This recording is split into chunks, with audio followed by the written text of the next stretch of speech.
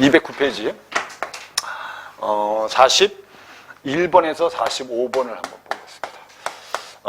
이게 이제 어떻게 보면 첫 번째 나와 있는 건 현대시, 나도 현대시고 가는 가사입니다. 고전시가입니다. 알았죠? 그래서 시문학인데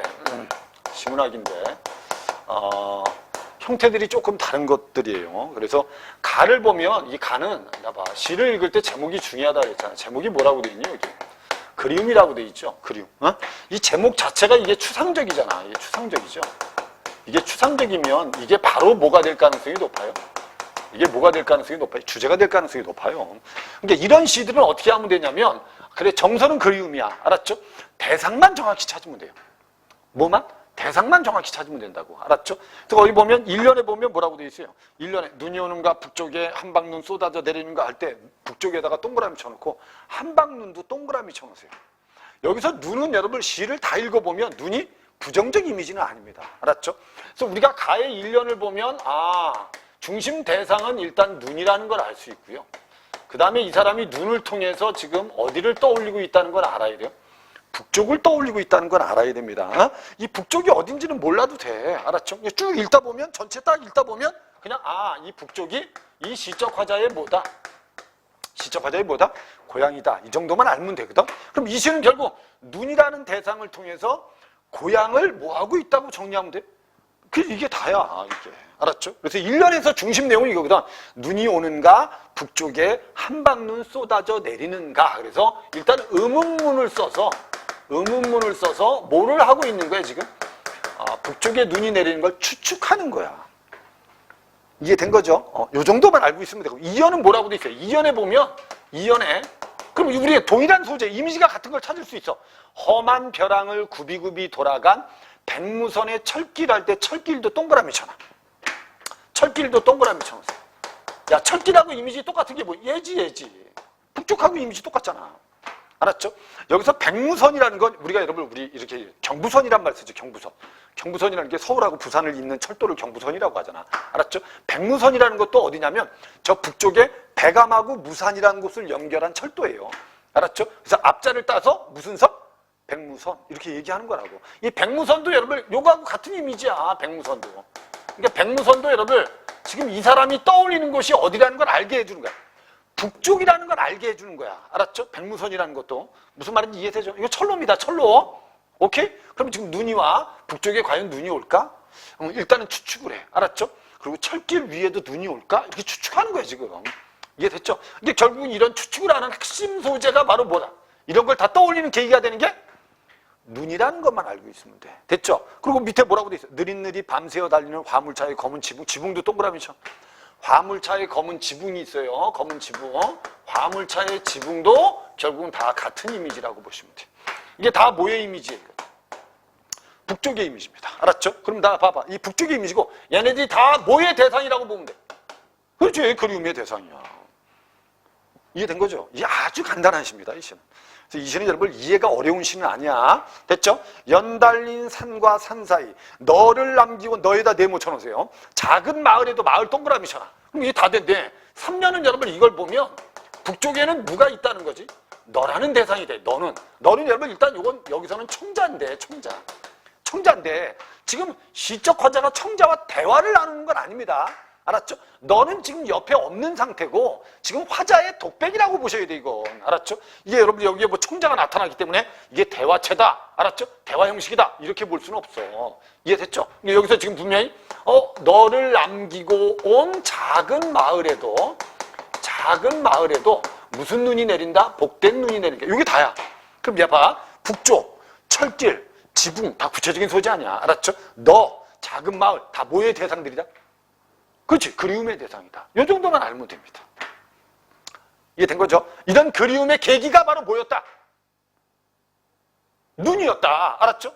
이 정도만 정리해 주면 돼. 그래서 1년부터 3년까지는 결국 어디에 대한 그리움이라고 생각하시면 됩니다. 북쪽에 대한 그리움 또는 너에 대한 그리움이라고 생각하시면 돼요. 이해됐죠? 북쪽에 대한 그리움 또는 너에 대한 그리움이라고 생각하시면 돼요. 알았죠? 근데 도대체 이 사람이 이렇게 그리워하는데 왜 그리워한 거냐? 이제 사연에 가면 이제 화자의 현재 처지가 나타난 거야. 알았죠? 현재 처지는 뭐니? 잉크병이 얼어드는 이런 밤에 밤새모 청생. 이 밤은 이제 화자의 뭐를 나타내는 거지, 이게? 이게 바로 화자의 처지를 나타내는 거야. 화자가 있는 곳은 지금 밤이야. 알았죠? 밤이야. 지금 추운 겨울이야. 알았죠? 추운 겨울이야. 여기에 지금 어쩌자고 잠을 깨워서 그리운 곳, 차마 그리운 곳을 떠올리게 하는가? 누구한테 얘기하는 거야, 이거? 누구한테 얘기하는 것 같아? 눈한테 얘기하는 거지, 뭐야, 눈한테. 알았죠? 지금 시적 화자를 위해서 이런 밤에 눈을 보고, 왜 나한테 잠을 깨워서 그리운 곳을 떠올리게 하니? 이런, 어떻게 겉으로 보면 원망의 태도가 들어있는 것 같아. 알았죠?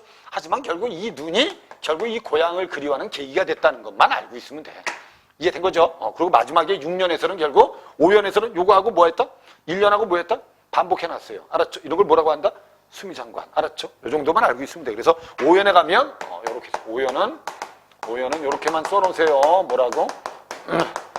수미상관이다. 요 정도만 알고 있으면 돼. 요 정도. 원래 수미상관을 쓸 때는 다 봐. 이유가 있어. 시에서 수미상관 쓸 때는 우리 진달래꽃도 보면 여러분 김소리의 진달래꽃에 맨 첫 번째 뭐라고 돼 있죠? 나보기 역겨워 가실 때 뭐라고 돼 있어? 내가 싫어서 가면 그냥 보내주겠다. 알았죠? 그리고 마지막 연에도 뭐라고 그랬지? 나보기 역겨워 가실 때 눈물 흘리지 않겠다. 그래서 이 1년하고 마지막 연이 이렇게 반복되어 있잖아. 수미상관을 쓰면 구조가 어떻게 되냐면 대부분 이렇게 감정이 고조됐다가 수미상관이 되면 이렇게 마무리가 되는 구조로 돼 있어. 이 수미상관을 쓰면 그래서 시가 왼쪽과 오른쪽이 딱 균형감을 이루게 돼 있어. 무슨 말인지 이해됐죠? 이게 수미상관을 쓰는 이유 중에 대표적인 게 그거야. 이 수미상관은 그래서 뭐 해준다? 이렇게 써놨어요. 시에 무슨 감을 잡아주는 균형감을 잡아주는 게 수미상관이다. 요 정도. 수미상관이란 말이 원래는 정확한 뜻은 이런 거야. 처음과 끝이 같거나 비슷한 것이 반복된다가 아니야, 원래는. 원래는 수미상관의 정확한 뜻은 처음과 끝이 상관관계가 있다 이 뜻이에요. 정확한 뜻은. 그래서 우리가 여러분 그 빼앗긴들에도 봄은 오는가에 보면 첫 번째 빼앗긴들에 봄이 올까? 라고 묻고 마지막 연에 가면 들을 빼앗겨서 봄조차 빼앗기겠네? 라고 답을 하거든. 알았죠? 그래서 맨 첫 번째 연에서 질문을 하고 마지막 연에서 답변을 하는 구조로 돼 있어요. 그럼 이거는 같거나 비슷한 게 반복되는 건 아니에요. 아닌데 이 처음 질문과 답변이 상관관계가 있니 없니? 있죠. 이것도 사실 수미상관이에요. 근데 이제 학생들이 수미상관을 단순하게 그냥 같거나 비슷한 게 처음과 끝에 반복되면 수미상관이다. 이렇게만 알고 있으면 나중에 문제 풀 때 틀릴 수도 있다는 거예요. 그러니까 수미상관이라는 건 정확히 알아두세요. 처음과 끝이 무슨 관계가 있다? 상관관계가 있다. 이게 수미상관이고, 알았죠? 이 수미상관은 시에 무슨 감을 잡아준다? 시에 무슨 감을 잡아준다? 균형감을 잡아준다. 알았죠? 요 정도는 좀 알고 있으면 돼. 그럼 우리 이미지 다 똑같은 거 나오잖아. 얘하고 그 다음에 철길하고 지붕하고 작은 마을하고 너하고는 다 뭐의 대상? 그리움의 대상. 이해됐죠? 요 밤은 화자의 처지. 알았죠? 이 눈이 결국 시적 화자에게 고향을 떠올리게 하는 계기. 됐죠? 그리고 여기 눈은 보면 눈은 이렇게 표현됐죠. 복된 눈이라고 돼 있고 또 한방 눈이라고 돼 있어요. 알았죠? 그럼 이건 부정적 이미지는 아니라는 거지. 무슨 말인지 이해됐죠? 여기서 눈은 긍정적 이미지야. 요 정도만 이해하시면 돼요. 이해됐죠? 이용하기 그리움은 요 정도. 원래 이용하기하고 시의 경향이 아주 유사한 사람이 하나 있어요. 그게 누구냐면 흰 바람벽이 있어를 쓴 백석입니다. 알았죠? 이 백석 시인과 이용학 시인은 대체로 일제시대 때 객지를 떠돌아다니면서 그 고생했던 것들을 시로 많이 써놨어요. 그래서 유사한 게 좀 있으니까. 알았죠? 참고로 알아두시면 돼요. 이해된 거지 이거? 가시는 이해되죠? 자 봐. 가시는 그럼 일단 제목에 이미 주제가 나타나 있으니까 그래. 정서는 그리움이야. 대상은 고향이야. 알았죠? 그 고향을 떠올리게 하는 건 뭐다? 눈이야. 알았죠? 요 정도만 딱 머릿속에 가지고 있으면 되는 거야. 근데 이거보다는 나시가 조금 이제 학생들한테는 까다로울 수 있어. 나시는 여러분 그 제목이 뭐라고 돼 있어요? 제목이 뭐라고 돼 있죠 거기? 길을 찾아서 사. 됐죠? 명암리의 길이라고 돼 있어요. 그럼 이건 보면 길을 찾아서 사. 그 다음에 여기 보면 명암리 길 이렇게 돼 있어요. 그럼 여기까지 이 제목을 딱 보면 제일 중요한 소재가 뭐 같아요? 길이죠, 그죠? 길이죠. 이제 너희들이 이런 걸 자꾸 뭐 읽으면서 파악을 해야 돼. 길이라는 단어가 구체적인 추상적인. 구체적인 단어잖아. 알았죠? 그러니까 분명히 이 시에서 대상은 얘일 거라는 걸 알아야 돼. 길이 분명히 대상이다. 알았죠? 근데 그냥 길이 아닌 조금 더 구체적으로 얘기하면 무슨 길이다? 명암리 길이 구체적인 소재고, 알았죠? 이게 무슨 역할을 하는지만 알면 돼. 그리고 시를 쭉 보면 처음부터 끝까지 보면 뭐가 없어요, 이게. 연과 행이 없다는 거지. 알았죠? 그래서 이 시는 여러분 특징이 연과 행이 없다는 거야. 연과 행이 없기 때문에 이렇게 써놓으세요. 이런 걸 무슨적 진술이라고 한다. 이렇게 얘기합니다. 이런 걸 산문적 진술이라고 합니다. 알았죠? 우리 선생님이 소설할 때 얘기한 적이 있을 거야. 우리 염상섭이라는 사람의 소설 중에 임종이라는 소설이 오늘 수능특강에 실려있고 모의고사에도 나온 적이 있는데, 염상섭이의 문체가 짧은 문체가 아니고 긴 문체예요. 이런 걸 뭐라고 하냐면 만연체라고 하거든. 원래 소설에서 만연체를 쓰면 인물의 심리를 표현하는데 좋아요. 알았죠? 근데 이 시도 여러분 이렇게 연과 행이 없이 산문적으로 진술하면 여기에 효과가 좀 있어요. 무슨 표현에? 요건 알아두시면 좋아. 알았죠? 무슨 표현에 효과가 좀 있다? 심리 표현에 효과가 있다. 이게 끊어지지 않잖아. 연과 행이 없으니까. 알았죠? 그냥 글을 읽을 때 산문처럼 이렇게 쭉 이어서 읽어간다는 거지. 알았죠? 그럼 어떤 사람이 무엇인가를 보고 생각에 잠겨서 그 생각을 쭉 이어가는 걸 효과적으로 표현할 수 있다는 거야. 그게 바로 이 산문적 진술이 가지고 있는 특징이다. 그래서 여기 보면 문장을 딱 읽다 보면 이게 도대체 뭘 쓴 건지 잘 이해가 안 될 수도 있어. 그러니까 글을 읽을 때 예를 중심으로 읽어야 돼. 예를 중심으로. 알았죠? 그래서 1년에 보면 뭐라고 돼? 첫 번째 줄에 보면 뭐라고 돼 있어요? 밝고도 어두운 것이 무엇이었더라? 끊어버리세요. 여기까지는 여러분 일단 질문이야. 질문. 얘가 지금 질문한 건 뭐냐면 밝고 어두운 것이 무엇이었다라고 질문한 거야. 이 질문의 계기는 뭐 때문이냐면 이 질문의 계기는 요 길 때문이야. 그 뒤에 보면 바로 나오잖아. 뒤에 뭐라고? 명암리에서 명암리에 머무르는 눈길이요. 거기까지 끊어버리세요. 지금 이 사람은 눈길이 어디에 가 있는 거지? 요 지명에 가 있는 거야. 요 지명에. 알았죠? 그리고 너희들 가시하고 나시의 공통점은 좀 알아야 돼요. 가시에 보면 백무선이라는 단어 나오죠. 됐죠? 이게 구체적인 지명이죠. 향토성이 있는 겁니다. 지역의 특색을 나타내주는 어휘야. 알았죠? 명암리라는 단어도 뭐가 있는 단어예요? 향토성이 있는 단어입니다.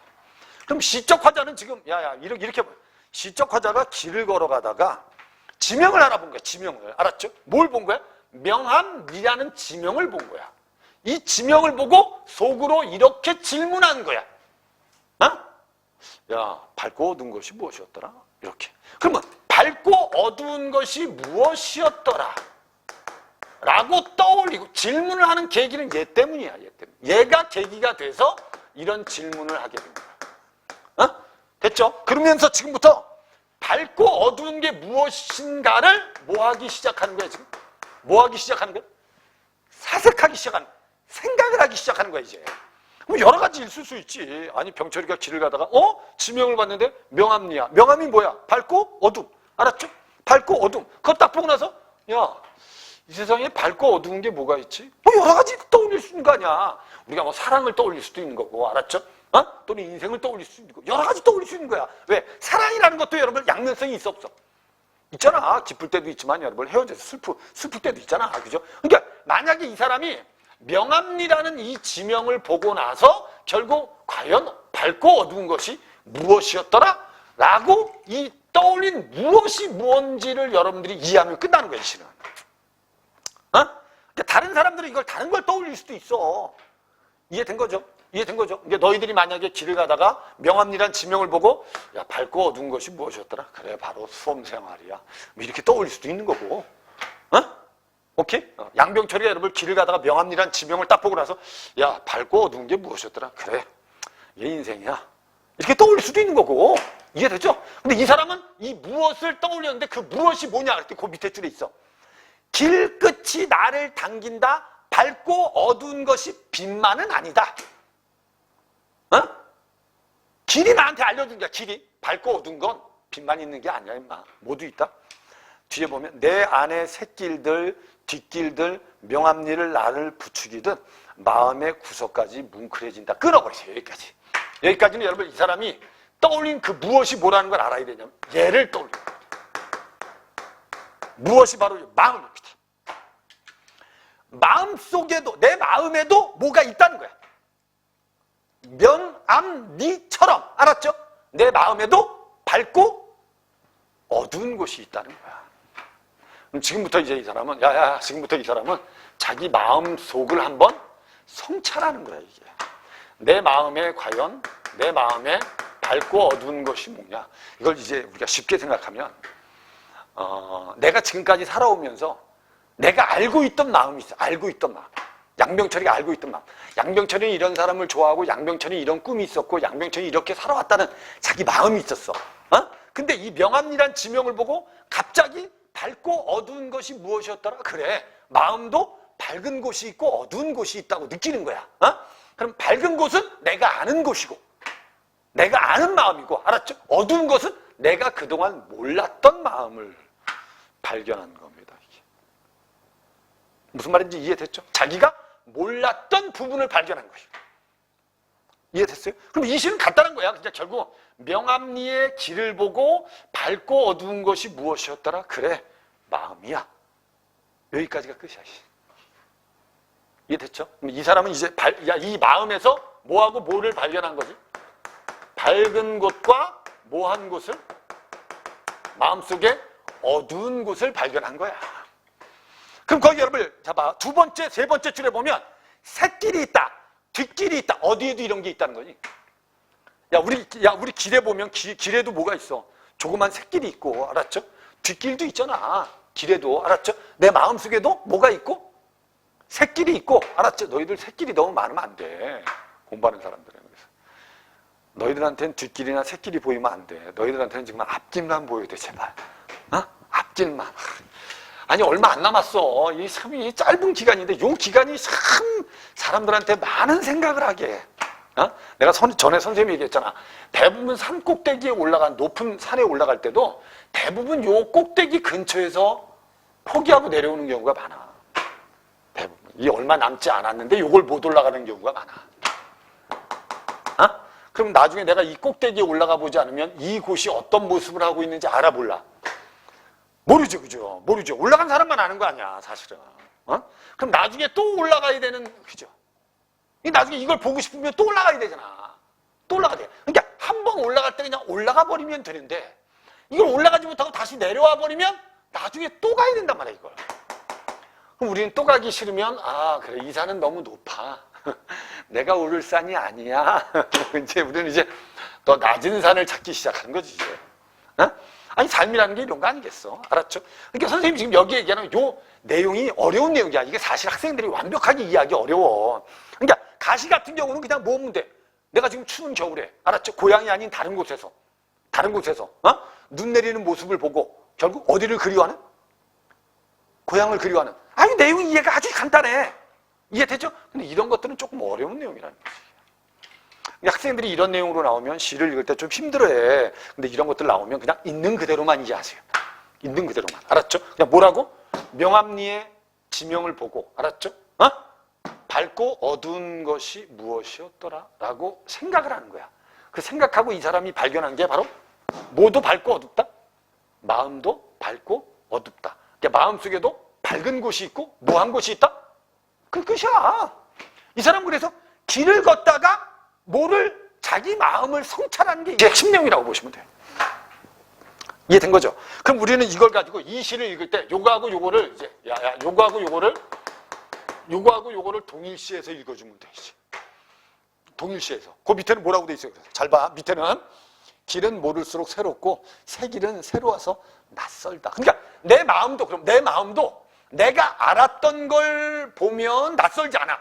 근데 내 마음을 가만히 성찰하다 보니까 내가 몰랐던 게 발견돼. 알았죠? 그럼 갑자기 낯설 수 있지. 마음도 똑같고. 알았죠?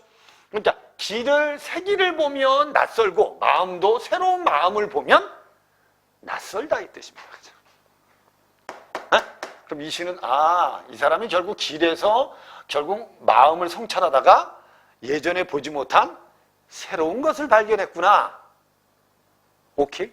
요 정도. 알았죠? 다시 길을 걷다가 결국 명암리란 지명을 보고 밝고 어두운 것이 무엇이었지? 그래서 마음을 성찰하다가 자기가 보지 못했던 마음을 발견한 거야. 그게 중심 내용입니다. 끝입니다. 낯설게 만나는 바람소리 물소리 그 소리 기막히다. 새삼 놀란다. 이 말은 낯선 마음을 보고 놀라는 것과 같은 겁니다. 이해된 거죠? 낯선 마음, 새로운 마음을 발견하고 놀라는 것과 같은 겁니다.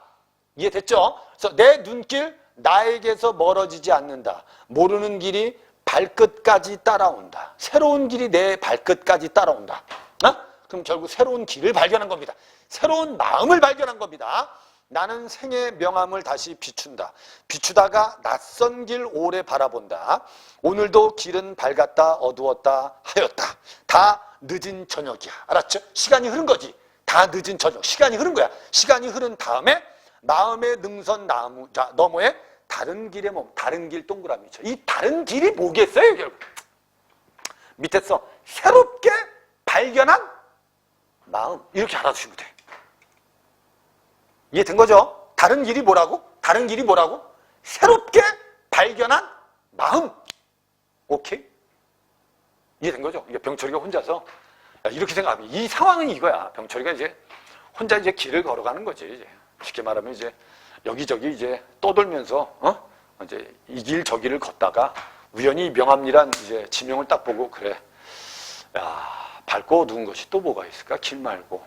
그래, 마음이라는 게 있지. 그럼 혼자서 이제 길을 걸으면서 사색을 하다가 자기 마음을 성찰하는데 갑자기 예전에 자기가 느끼지 못했던 자기 마음을 느낀 거야.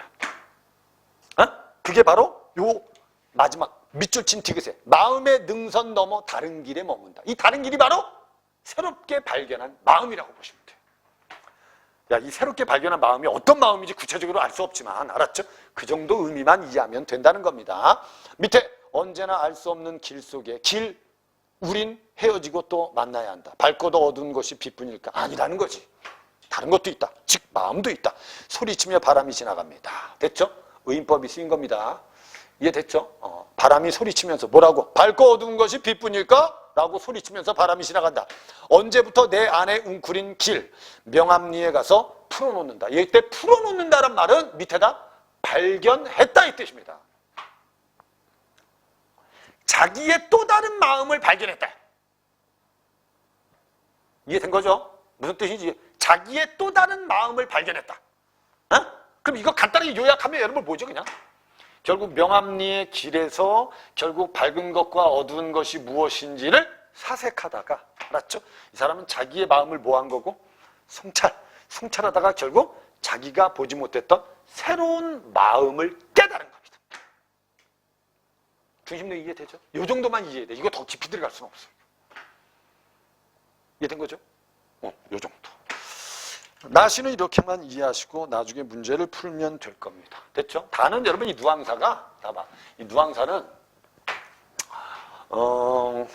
중요한 작품입니다. 이 뒤에 보면 누앙사의 작가가 누구라고 되어 있죠? 바길로라고 되어 있죠. 이 바길로의 작품 중에서 원래는 작년 수능 연계 교재에는 이게 들어있었어요. 이게 들어있어요. 선상탄이라는 작품이 들어있었습니다. 이 선상탄이 뭐냐면 이게 제목대로 하면 배 위에서 한탄한다는 소리입니다. 옛날에 이제 임진왜란 겪고 나서 일본 놈들이 또 쳐들어올까봐 저 부산에 배 위에서 일본을 이제 경계하고 있는 거야. 쉽게 말하면 군인이 돼서 지적하다가 결국 이제 늙고 병든 몸인데 임금님이 너 저 부산에 가서 일본 좀 쳐들어오는지 잘 지켜봐라. 해서 얘가 이제 배를 타고 있는 거야. 배를 타고 있다가 누구를 원망하냐면 배를 만든 사람을 원망해. 아이 개놈 새끼가 배를 만들어서 일본 놈들이 쳐들어오게 만들고 지랄이야. 이렇게. 좀 있다가 누구까지 원망해? 진시황도 원망해. 왜냐면 진시황이 불로초를 구하려고 일본의 섬에 사람을 보냈는데 그게 일본 놈들이 된 거야.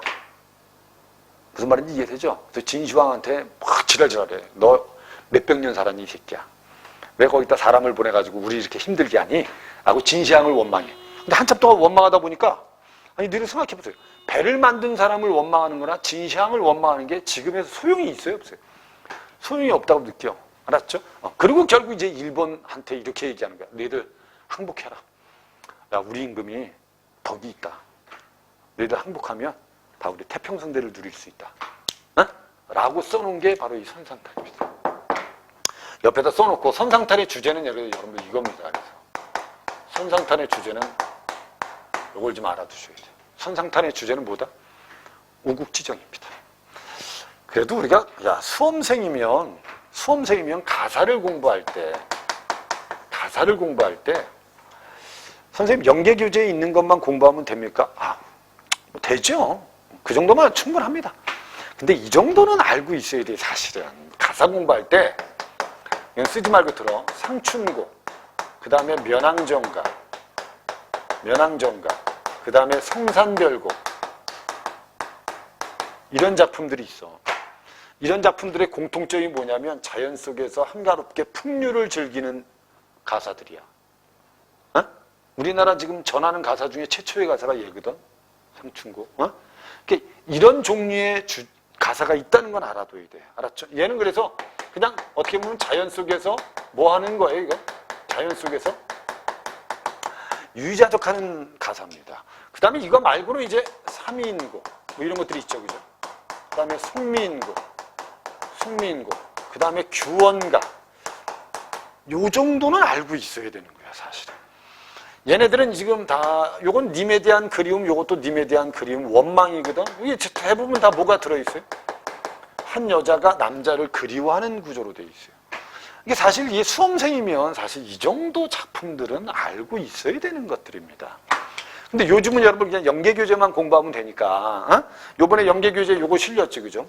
요거 실려 있잖아, 그죠? 그럼 이거 굳이 이거 할 필요 있습니까? 그럼 사실은 얘를 이해할 정도면 나중에 얘가 나와도 어느 정도 이해할 수 있거든. 근데 지금 여러분 얘네들 다 수능시험에 다 나왔던 작품들입니다. 이거 말고 이제 우리가 알아볼 거 이 누앙사라는 작품이에요. 누앙사. 그리고 우리가 여러분 그 유배가사 중에 대표적인 거 뭐 배웠죠? 우리 지금 수특에서 만원사라는 거 배웠잖아, 그죠? 이런 것들이 이제 출제될 수 있는데 이 누앙사도 아주 중요한 작품입니다.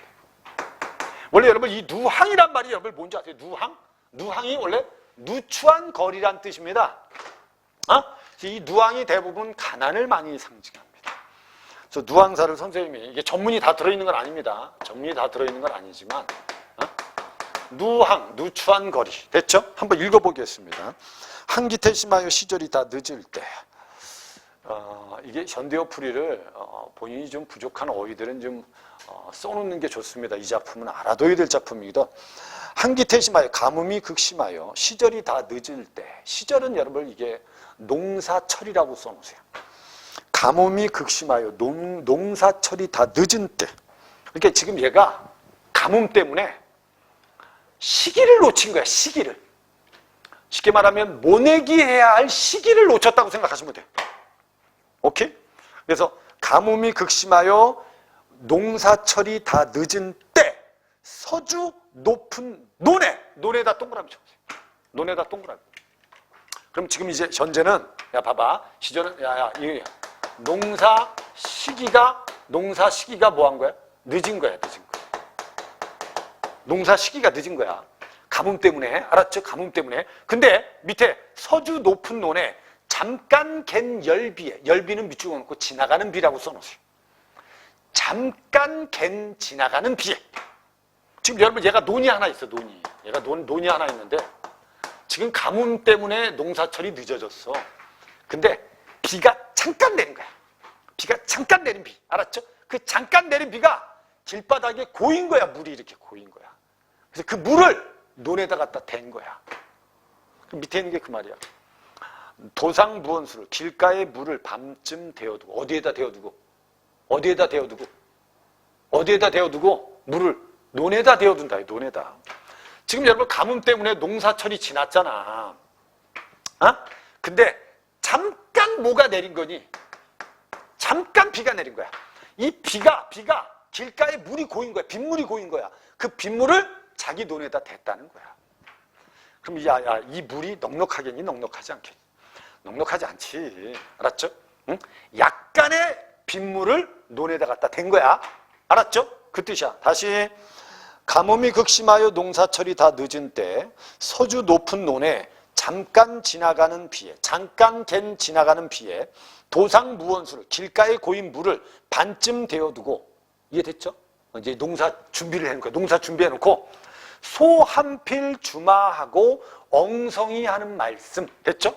이게 누가 한 거냐면 소주인이 한 말이야. 소주인이.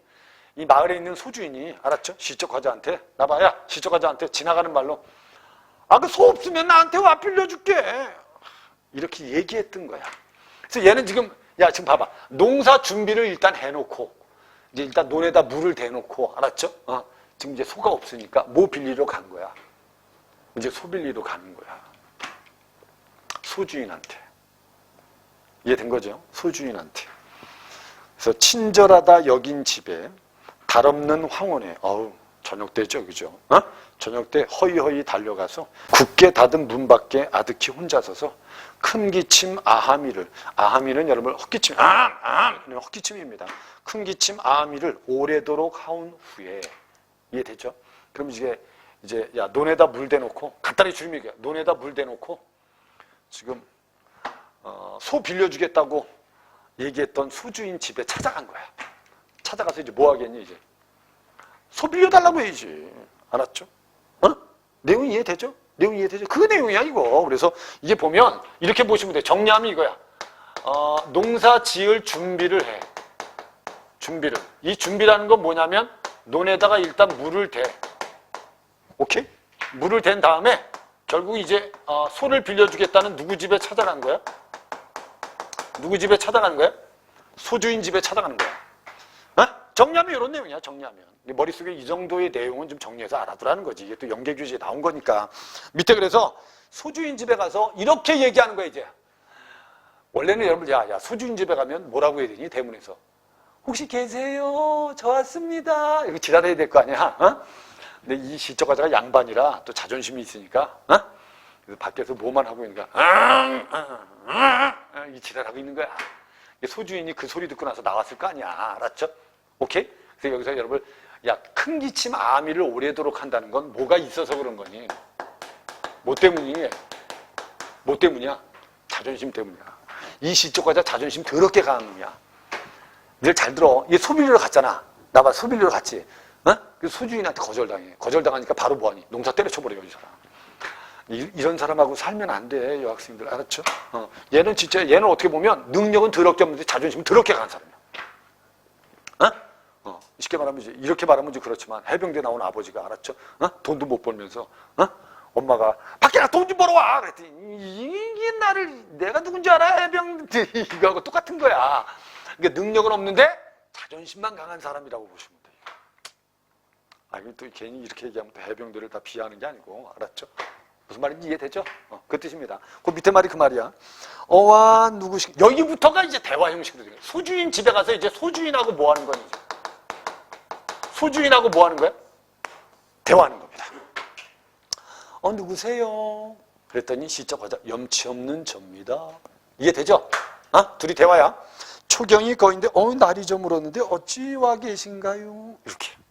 소주인의 말입니다. 그랬더니 시적 과자가 매년 일하기 구차한 줄 알지만 소 없는 가난한 집에서 고민이 많아서 왔습니다. 이런 뜻입니다.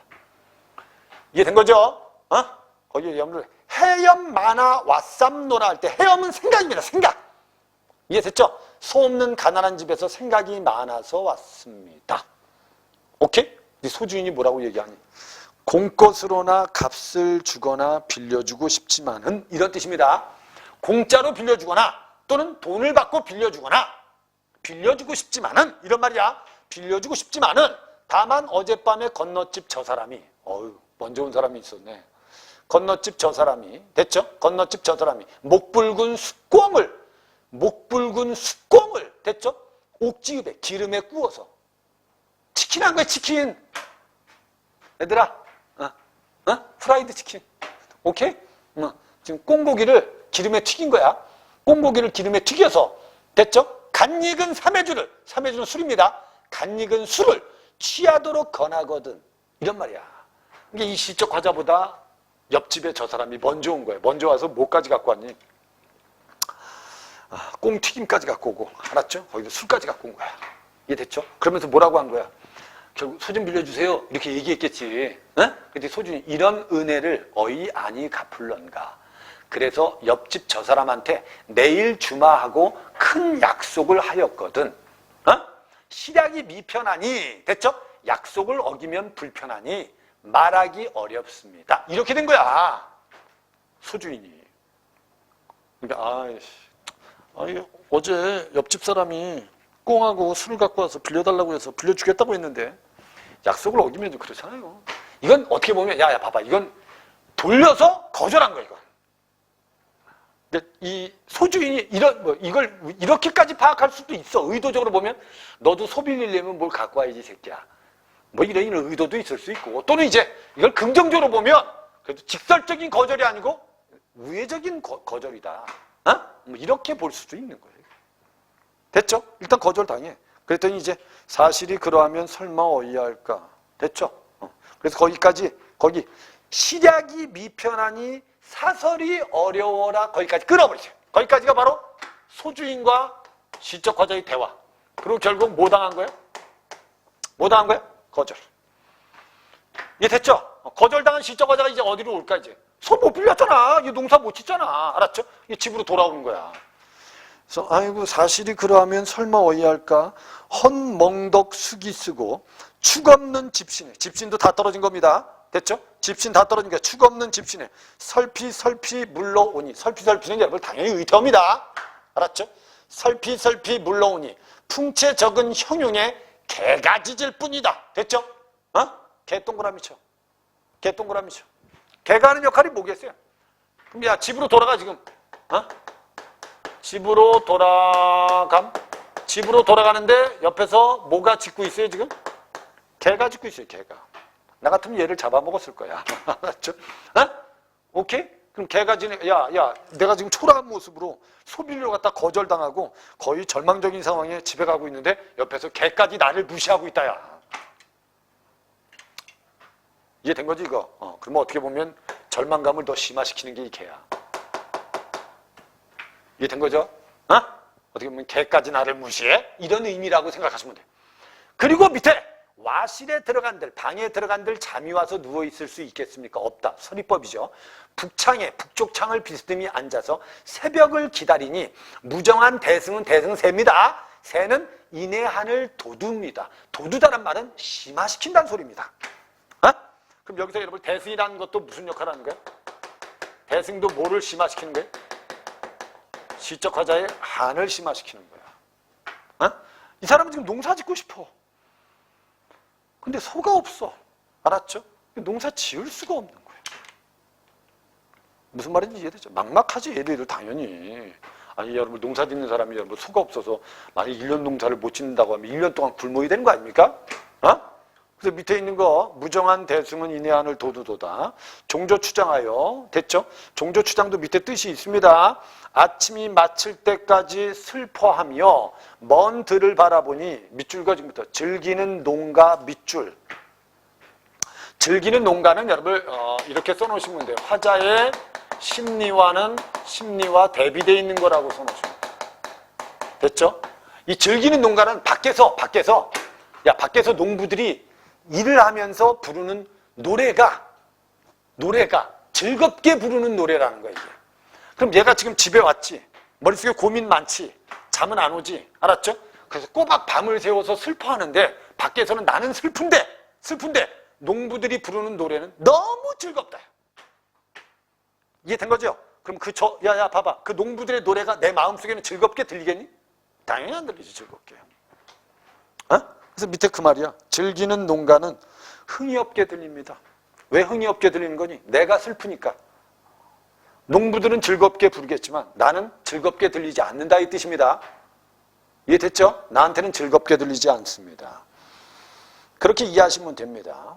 세상 물정을 모르는 한숨은 그칠 줄 모릅니다. 이해된 거죠? 세상 물정을 모르는 한숨은 그칠 줄 모릅니다. 아까운 소배는 쟁기입니다. 볕보님도 아주 좋으시고. 됐죠? 원래 이 볕보님이라는 게 쟁기 앞에 있는 거야. 쇳덩어리 같은 건데. 알았죠? 쟁기가 지금 벽에 걸려있는데 볕보님도 아주 튼튼해. 알았죠? 저 쟁기는 지금 당장이라도 논에 가서 갈면 아주 진짜 유용하게 쓸 수 있는 쟁기야. 근데 지금 소가 없으니까 벽에 걸려있다는 거지. 쓸모없는 존재가 된 거야, 이제. 알았죠? 쟁기는 쓸모없는 존재. 오케이? 아까운 저 쟁기는 볕번님도 좋으시고 가시 엉긴 묵은 밭도 쟁기가 능히 갈련만은 저 쟁기는 능히 갈 수 있는 쟁기야. 알았죠? 하지만 허당 반벽에 벽에 쓸데없이 걸렸구나. 오케이? 이제 된 거죠? 그리고 밑에 줄 충정도 거의 봄농사도 다 지났다. 후리쳐 던져주자. 거기까지 끊어버렸어요. 여기까지가 한 가지 내용이에요. 여기까지가 결국 여러분 이렇게 보면 돼요. 소를 빌리러 갔다가 거절당하고 나서 결국 뭐를 때려친 거예요? 농사를 때려친 겁니다. 알았죠? 거기까지가 결국 여러분 뭐 해버린 거니? 이렇게 정리하시면 돼요. 알았죠? 뭐 한 거다? 체념! 야, 그럼 내가 하나 물어볼게. 이 사람은 현실을 극복할 만한 능력은 없는 사람이야. 너희들 생각해봐. 야, 양병철이가 진짜 살아가는 너무 힘들어. 근데 이걸 극복할 방법이 없어. 그럼 결국 내가 현실적으로 극복할 수 있는 방법이 없으면 무슨적으로 극복해야 돼? 내가 생각해봐. 나 지금 대학교 가야 돼. 공부하려고 하는데 머리가 나빠. 알았죠? 그래서 더 이상 공부해도 성적도 안 올라가. 그래서 결국 이런 현실을 결국 극복할 능력이 없으면, 알았죠? 당연히 뭘로 극복해야 돼? 심리적으로 극복해야지. 내 팔자인가 보다. 이렇게 해야지. 이 시적하다가 그런 사람이야. 결국 자기 능력으로 현실을 극복할 수 없으니까, 알았죠? 심리적으로 극복하는 거야. 그게 밑에 있는 거야. 이해되죠? 그래서 누앙사의 원래 주제가 그래서 여러분들 뭔지 아세요? 누앙사의 주제가 원래 이거야. 그래서 너희들 알아는 도 원래 누앙사의 주제가 안빈낙도야. 이 사람 가난하지? 가난을 극복할 능력이 있니 없니? 없어. 이 사람은. 이해됐죠? 가난을 극복할 능력 없어. 능력이 없으니까 정신적으로 극복하는 거야. 그래서 밑에 쓴 게 그 말이야. 강호의 꿈을 꾼 지 오래네.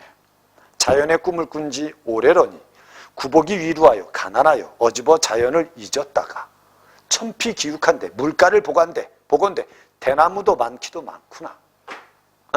그래서 이제 결국 이제 시선을 어디로 돌리는 거야? 현실에서 자연으로 돌리는 거야. 시선을 이제. 뭐 농사 못 지면 그냥 자연 속에 가서 혼자 살지 뭐. 이런 뜻이야 이거. 저 밑에 유비군자들아 낚싯대 하나 빌려주라. 됐죠? 노화 깊은 곳에, 노화는 갈대입니다. 갈대 깊은 곳에 명월 청풍이 벗이 되어서, 오케이? 명월 청풍이 벗이 되어서 님자 없는 풍월 강산에서 다 자연하냐? 절로절로들 그리라. 무심한 백구는 욕심이 없는 흰 갈매기는, 이런 뜻입니다. 옛날에 수업할 때 백구가 3학년한테 무슨 뜻이니 그랬더니 어떤 놈이 개여라는 놈도 있었습니다. 백구가 뭐라고? 흰 갈매기. 오케이? 그래서 무심한 욕심이 없는 흰 갈매기야. 오라고 하면 오고 말라고 하면 말겠습니까? 그렇지 않다는 거지. 그러니까 어떻게 보면 갈매기는 자연 속에서 욕심 없이 그냥 아주 자연스럽게 살고 있다는 거야. 자기도 그 갈매기처럼 살겠다. 저 밑에 다투리 없는 건 다만 인가요. 인가할 때 인간은 자연입니다. 인간은 밑에 써놔. 자연입니다. 다투리 없는 건 자연뿐인가 하노라. 이해됐죠? 그럼 이 사람이 이제 야야 농사 체념하고 결국 어디 가서 자연 속에 가서 뭐하고 살겠다 결국. 그래. 소박하게 살자 여기서. 욕심내지 말고. 이 뜻이야 이게. 그래서 결국 현실을 극복하지 못하고 요 부분은 정신적으로 극복했다고 보시면 돼요. 그래서 원래 정확한 내용은 가난을 정신적으로 극복한 게 누앙사라고 보시면 돼요. 가난을 뭐로 극복했다고? 정신적으로 극복한 게 누앙사다. 알았죠? 누앙사는 가난을 무슨 적으로? 정신적으로 극복한 거다. 요 정도만 알고 있으면 돼. 요 뒷부분이 더 있어. 더 있는데 똑같은 내용이야. 자연 속에서 욕심내지 않고 소박하게 살겠습니다. 무슨적인 즐거움 추구하면서 정신적인 즐거움 추구하면서 이게 누앙사의 뒷부분입니다. 알았죠? 이 앞부분하고 뒷부분이 빠지고 딱 중간이 나온 거야 이게. 이 부분만 알고 있으면 되지 않을까. 누앙사도 여러분 선생님 보기엔 출제 가능성이 아주 높다고 생각합니다. 아주 높은 작품입니다. 기억을 해두셨으면 좋겠어요. 내용 자체를. 알았죠? 그럼 뒤에 문제가 나옵니다. 41번에 카다의 공통점은 뭡니까? 자연물의 인격을 부여했다. 나에도 인격이 있고요. 다에도 인격이 있어요. 됐죠? 근데 그걸 가지고 여러분 말을 건네는 방식은 잘못된 겁니다. 이해된 겁니까? 말을 건네는 방식은 잘못됐다. 그래서 말을 건네는 방식, 뭐 보면 나 정도에는 있고요. 다에도 있습니다. 근데 다에는 이게 나타났다고 보기는 어려워요. 그래서 자연물의 인격을 부여했다. 의인법을 썼다. 그래서 의인법은 다 나타나 있어요. 다. 눈한테 이야기하는 가시에도. 야, 어쩌자고 내 잠을 깨워서 차마 그리운 것을 떠올리게 하니? 하면 눈을 의인화시켜서 눈한테 뭐 한 것 같아. 말을 건네는 형식이에요. 가는. 나는 바람이 그런 역할을 합니다. 바람이 여러분 시적 화자한테 뭐라고 하죠? 야, 밝고 어두운 것은 빛뿐이겠어 임마? 이러고 지나간다고 돼 있죠. 그죠? 그래서 그런 걸 보면 가와 단을 해당하는데 다는 이런 내용은 없습니다. 그 다음에 공간의 이동은 다에는 있습니다. 다는 분명히 소주인 집에 갔다가 돌아오는 공간의 이동이 있어요. 알았죠? 근데 그 뒤에 인식변화 과정을 자세히 제시하고 있다. 인식변화 과정 뭐 이런 건 필요 없습니다. 됐죠? 그 다음에 밑에 친숙한 소재는 다 있다고 보셔야죠.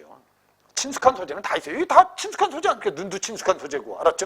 길도 친숙한 소재고, 그 다음에 갈매기도 다 친숙한 소재고, 됐죠? 친숙한 소재인데 뒤에 현실 세계에 대한 만족감이나, 다에는 여러분 만족감이라는 것 자체가 나타날 수 없죠. 가도 현실 세계에 대한 만족감을 나타내는 건 아닙니다.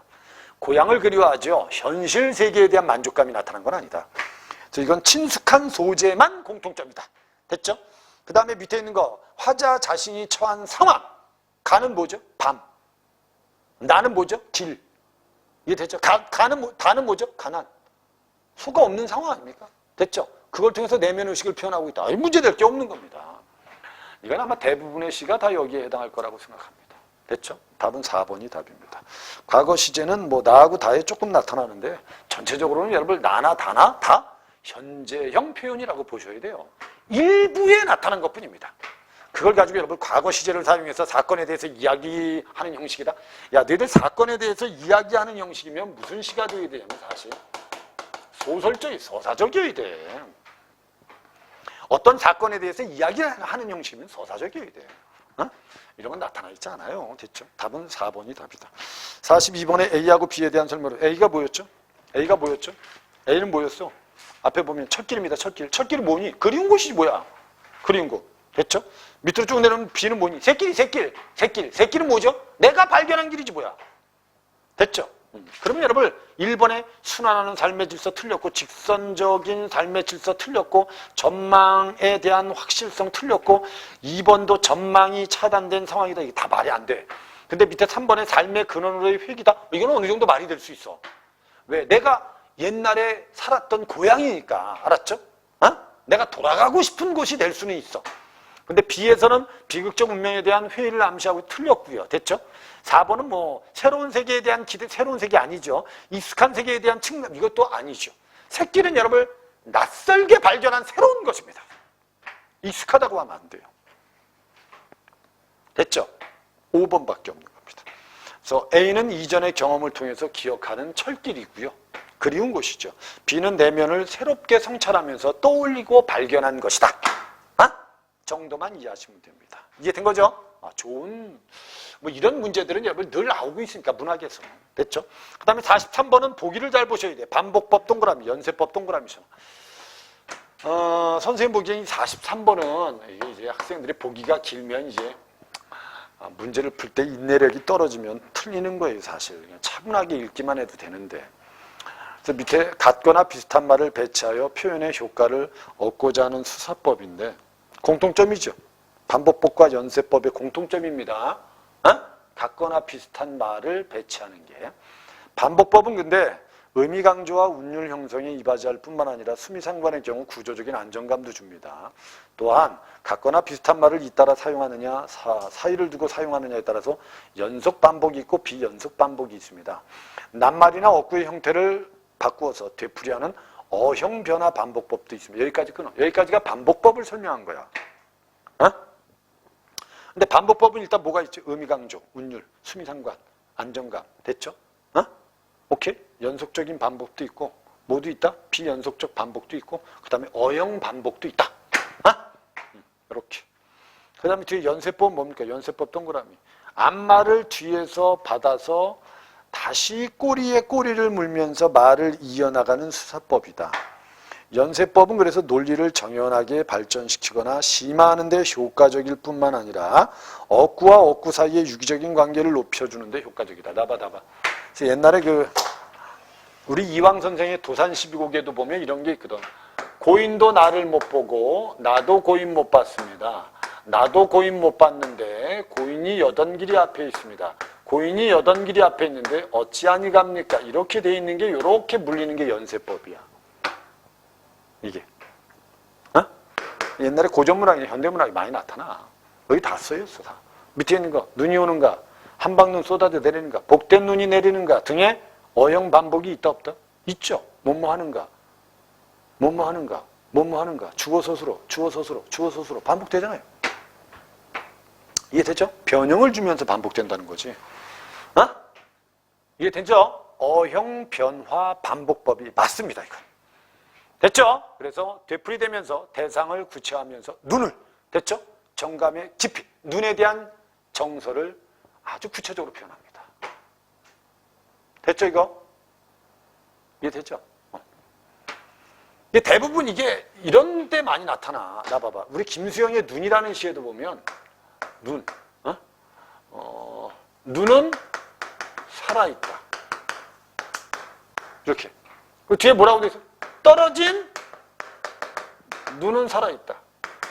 마당 위에 떨어진 눈은 살아있다. 이렇게 된 게 김수영의 눈의 일련이야. 이게 반복 이념이. 반복이 있죠. 변화를 주면서 반복하잖아. 똑같은 겁니다. 가에 그리운 곳 참아 그리운 곳. 반복이죠. 반복이죠. 그리운 곳. 식구를 반복하는 겁니다. 그리운 곳 참아 그리운 곳은 꼬리에 꼬리를 물며 되풀이되는 연세법은 아닙니다. 이건 반복법이에요. 2번이 답입니다. 이건 반복이 연세가 아닙니다. 이건. 어? 연세는 여러분 꼬리에 꼬리를 무는 거고, 아니 그리운 곳 참아 그리운 곳은 그냥 같은 식구를 반복한 겁니다. 그래서 화자의 간절함은 맞는 말이지만 연세법이 틀린 겁니다. 됐죠? 그 다음에 3번에 가는 1년과 5년이 수미상관의 비연속적 반복법을 사용한 것으로. 맞잖아. 이어서 반복되는 게 아니고 떨어져서 반복되면 비연속적 반복이에요. 알았죠? 바로 반복된 게 아니잖아. 알았죠? 비연속적 반복법을 사용한 것으로 시에 균형감을 줍니다. 안정감을 준다. 나의 밝고도 어두운 것이 무엇이었더라? 밝고 어두운 것이 빛만은 아니다. 밝고 어두운 것이 빛뿐일까에서는 어형 반복법이 사용됐습니다. 그 다음에 낯설다, 낯설게 만나는, 비춘다, 비추다가 등은 연세법을 사용해서 유기적인 관계를 나타냅니다. 맞는 말이었습니다. 이해됐죠? 거의 뭐 시에 보면 연세적인 거 알 수 있습니다. 그러니까 꼬리에 꼬리를 무는 게 연세법이라고 알아두시면 돼요. 이해됐죠? 원숭이 똥군장은 빨개, 빨가면 사과, 사과는 맛있어, 맛있으면 바나나. 이거 똑같은 거야. 알았죠? 연세적인 거. 답은 2번이 답이었다. 44번에 소와 낙대를 중심으로 달을 감상하세요. 화자는 주인이 목붉은 숙공을 언급하자 설마 어이할까라고 하며 물러나는데 이를 통해서 소가 없는 화자의 안타까운 심정은 나타나 있어요. 맞죠? 옆집 사람이 여러분 목붉은 숙공을 잘 기름에 구워서 갖고 왔단 말이야. 자기는 없잖아. 없잖아 이거죠. 안타깝죠. 화자가 대승이나 농가에 대해서 보인 반응은 소를 빌리지 못해서 봄농사를 짓지 못한 데서 비롯된 겁니다. 화자가 세상 물정 모르는 한숨을 쉬면서 고민한 끝에 낚싯대를 떠올리고 있습니다. 맞죠? 그럼 결국 이제 정신적으로 극복하는 겁니다. 근데 화자에게 소와 낙대는 남에게 빌려야 하는 것으로 강호의 꿈을 실현하고자 하는 화자의 의지를 부각하는다. 이게 말이 안 되죠. 둘 다 남에게 빌리는 건 맞아요. 근데 강호의 꿈을 실현하고자 할 때는 낙대만 해당하는 거지 소는 여기에 해당할 수 없습니다. 소는 여러분, 소는 현실의 문제를 해결하는 데 필요한 소재고 낙대는 현실의 문제를 해결할 수 없으니까 정신적인 해결을 위해서 필요한 거고. 그렇게 이해하시면 되는 겁니다. 4번이 답이에요. 그 다음에 화자에게 낙대는요, 명월 청풍에 벗이 되어 근심 없이 살아오고자 하는 태도와 관련이 있습니다. 맞죠? 자연 속에서 이제 근심 없이. 답은 4번. 오케이? 이해된 거죠? 이해된 거죠? 45번. 기역, 미음을 이해한 내용으로 적절하지 않은 것. 기역, 어쩌자고 부사옵니다. 잠을 못 이루는 화자의 절절한 그리움입니다. 어쩌자고 잠을 깨워서. 이해된 거지? 그 다음에 명암리에서 밝고 어두운 것을 떠올림으로써 지명을 통해서 환기된 화자의 인식을 드러내고 있습니다. 그 다음에 디귿은 마음의 능선 너머에 다른 길이 있다는 건 새로운 것을 발견한 겁니다. 됐죠? 문제될 게 없다는 거죠. 그래서 내면의 심리 상태를 길이라는 구체적인 소재, 시각적 이미지를 통해서 표현했다는 겁니다. 그 다음에 리을의 길을 풀어놓는다라는 표현은 결국 새로운 걸 발견했다 또는 깨달았다 이 정도의 의미라고 생각하셔야 되는데 뒤에 현실의 제약과 억압에 맞서서 당당하게 도전하고자 하는 의식이다. 이건 틀렸다는 거죠. 됐지? 3번은 틀린 겁니다. 4번은 5번에 헛멍덕 숙이 쓰고 설피설피 물러와서 개가 짖을 뿐이다. 초라하죠? 초라하죠. 그죠? 등은 화자의 행동과 주변 상황을 묘사함으로써 화자의 처량한 모습을 나타내고 있다. 이게